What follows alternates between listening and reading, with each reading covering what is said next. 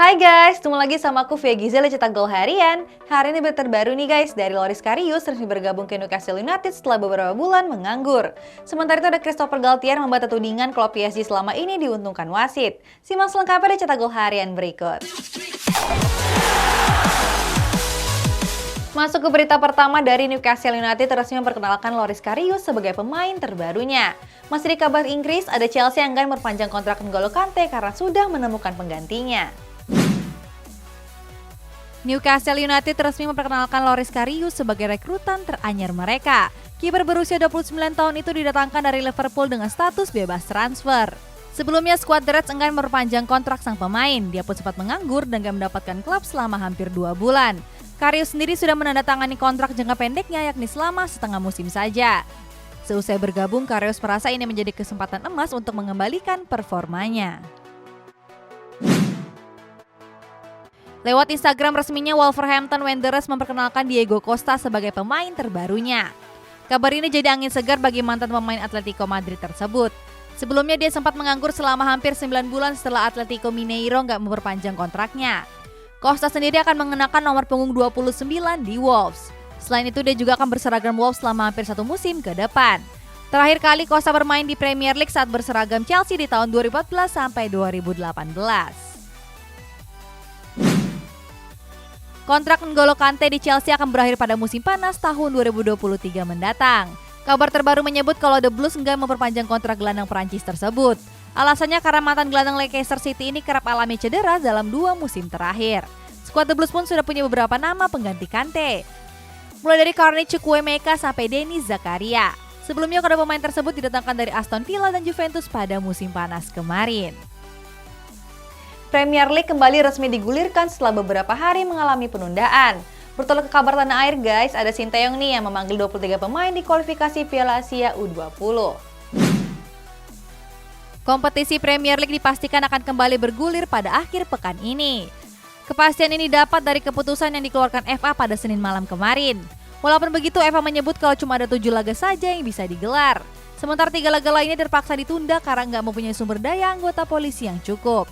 3 laga yang ditunda tersebut yakni Manchester United melawan Leeds United, Chelsea kontra Liverpool, dan Brighton menghadapi Crystal Palace. Pada laga Super Klasiko antara Boca Junior kontra River Plate ada aksi brutal yang dilakukan oleh Marcos Rojo. Mantan pemain Manchester United ini kedapatan menendang kepala lawan.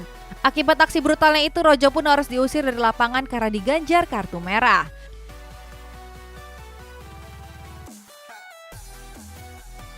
Rojo sendiri memang dikenal dengan pemain kontroversi di dalam maupun di luar lapangan.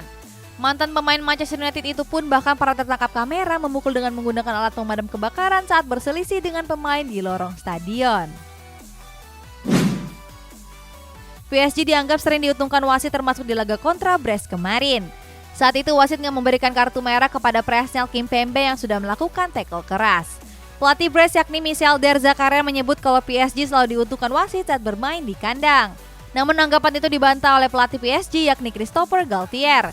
Galtier bilang kalau Zakarian cuma mencari alasan untuk kalah. Sebab sepak bola zaman sekarang sudah mempunyai beberapa peralatan canggih termasuk VAR. Pelatih Sinteyong resmi mengumumkan 23 pemain yang akan berlaga di kualifikasi Piala Usia U20. Di posisi penjaga gawang ada Cahya Supriyadi, Erlangga Dwi Setio, dan Aditya Nugraha. Selanjutnya di posisi pertahanan ada Ahmad Rusadi, Muhammad Ferrari, sampai Kakang Rudianto. Kemudian di posisi gelandang ada Marcelino Ferdinand, Robbie Darwish, dan Arkan Fikri. Terakhir di posisi penyerang, Sinteyong memanggil 5 penyerang muda seperti Ronaldo Kuateh, Rawani Sanim, Hoki Caraka, Ginanjar Wahyu, sampai Arsa Ahmad Ramadan. Rencananya turnamen ini akan diadakan di Stadion Gelora Bung Tomo pada hari Rabu besok. Andrew Robertson dipastikan absen di laga kontra Ajax Amsterdam karena mengalami cedera lutut. Di kabar berikutnya ada Arda Turan yang resmi gantung sepatu di usia 35 tahun. Liverpool kembali mendapat kabar buruk. Mereka mengonfirmasi kalau Andrew Robertson mengalami cedera dan dipastikan absen di laga kontra Ajax Amsterdam besok. Menurut laporan dari Liverpool Echo, bek asal Skotlandia ini mengalami masalah pada bagian lutut kirinya. Namun Jurgen Klopp menyebut kalau cedera tersebut nggak begitu parah.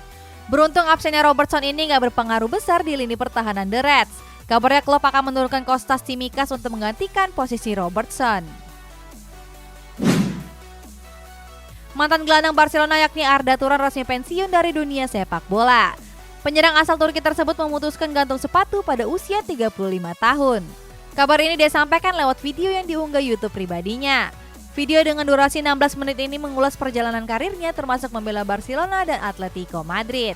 Turan sendiri memutuskan gantung sepatu setelah hampir 2 bulan gak mendapatkan klub. Sebab Galatasaray enggan memperpanjang kontraknya yang berakhir di bulan Juli lalu.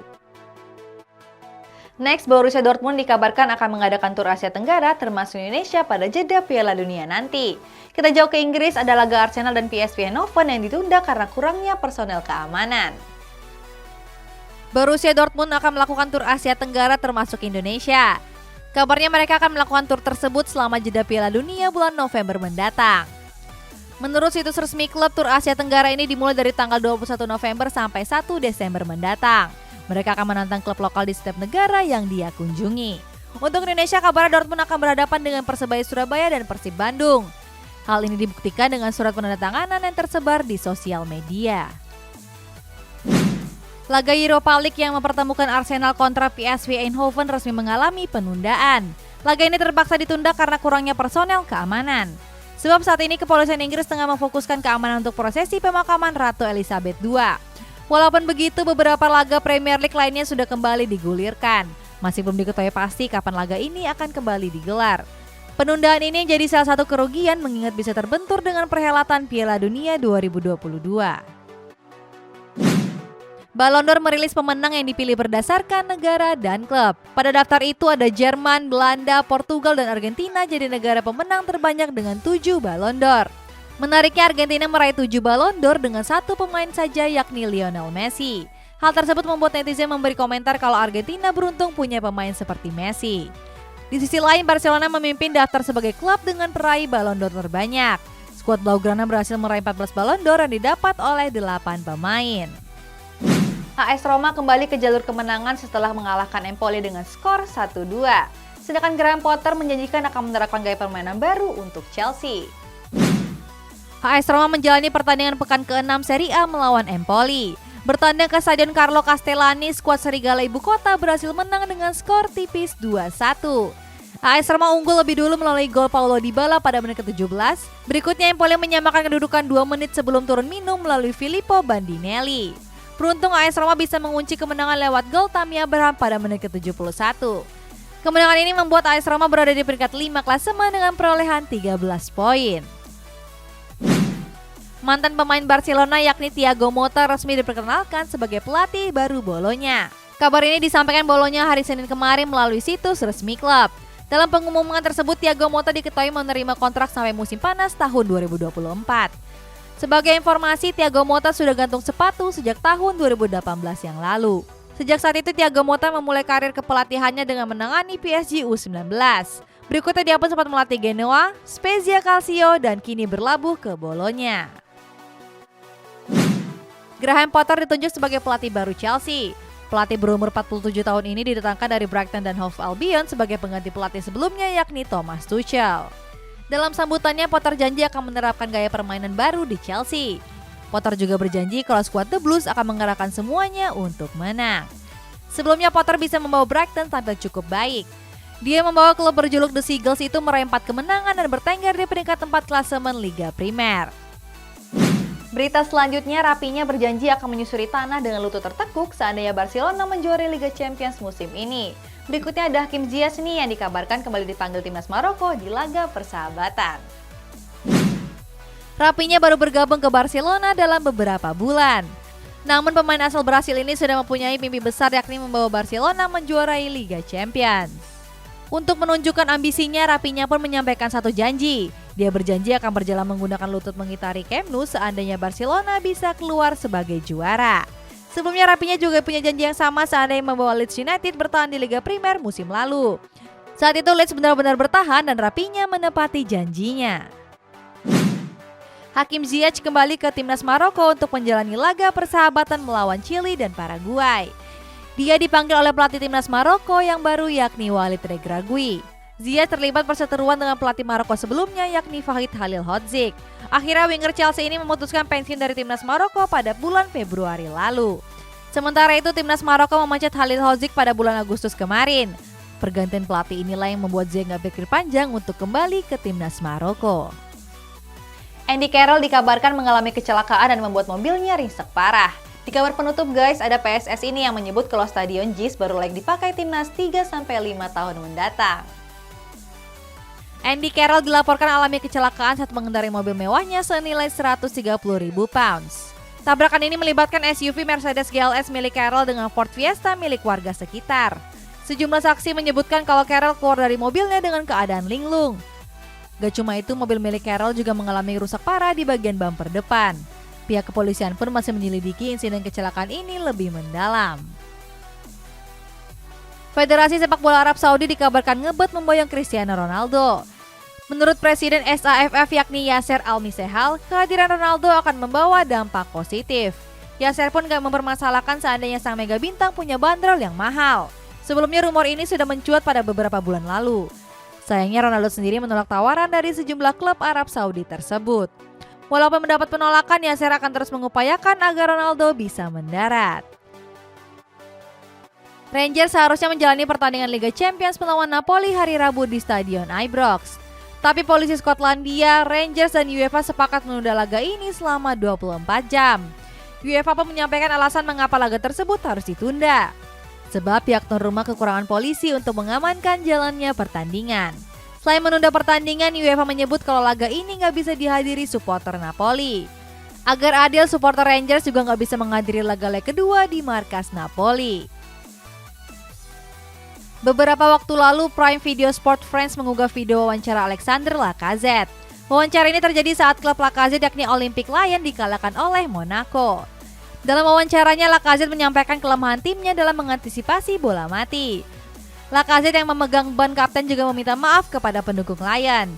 Lucunya dalam wawancara itu, Lacazette berbicara memakai nada tinggi seperti karakter Mickey Mouse. Video ini pun viral dan kini sudah mendapat 3,8 juta viewers. Marco Asensio dikabarkan sedang gak bahagia di Real Madrid. Alasannya karena winger asal Spanyol tersebut jarang dimainkan oleh sang pelatih Carlo Ancelotti. Menurut laporan dari media, Vika Jazz, Inter Milan, AC Milan, dan Bayern Munchen tertarik untuk merekrut sang winger. Skuad Diroto sendiri sudah mengincar Asensio sejak tahun 2018. Media itu mengklaim kalau Bayern Munchen jadi klub terdepan merekrut Asensio. Sebab skuad asuhan Julian Nagelsmann ini bisa memenuhi tuntutan yang diinginkan Asensio. PSSI sebelumnya enggan menggunakan stadion JIS untuk menggelar laga FIFA Matchday kontra Curacao. Alasannya karena PSSI menilai stadion tersebut belum memenuhi standar FIFA. Sekjen PSSI yakni Yunus Nusi menyebut kalau stadion itu baru bisa digunakan timnas 3-5 tahun lagi. Sebab stadion yang berada di Jakarta Utara ini punya beberapa kekurangan. Mulai darinya kurang akses keluar pintu masuk stadion, kapasitas lahan parkir yang minim, akses jalan utama yang sempit, sampai dekat pemukiman padat penduduk.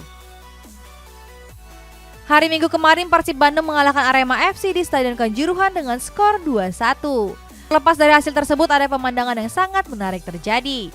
Saat itu supporter Persib yakni Viking dan Boboto bisa menonton dengan nyaman bersama ribuan Aremania.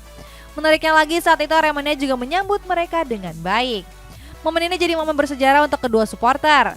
Sebab Viking dan Boboto sendiri sudah menjadi rival abadi Aremania dalam 10 tahun terakhir. Stadion Gelora Bung Tomo Surabaya dipercaya menjadi venue babak grup F kualifikasi Piala Asia U20. Selain timnas Indonesia, grup ini juga dihuni Vietnam, Hong Kong, dan Timor Leste. Terkait hal tersebut, pemerintah kota Surabaya pun menunjukkan dukungannya. Mereka menggratiskan biaya penyewaan Stadion Gelora Bung Tomo untuk latihan para tim peserta. Gak cuma itu, pemerintah kota Surabaya juga ikut membiayai transportasi dan akomodasi mereka. Hasilnya PSSI pun gak mengeluarkan modal sepeser pun untuk turnamen tersebut. Lewat Asprof PSSI Jatim, mereka berterima kasih kepada pemerintah kota Surabaya atas kepeduliannya terhadap timnas. Oke guys, kita bacain komentar ya. Ada komentar dari Nana Suryana. Katanya, gue yakin Real Madrid pasti juara Liga Spanyol lagi. Menurut kalian gimana guys? Bakal juara nggak ya Real Madrid? Jangan lupa komen di bawah ya. Sampai jumpa!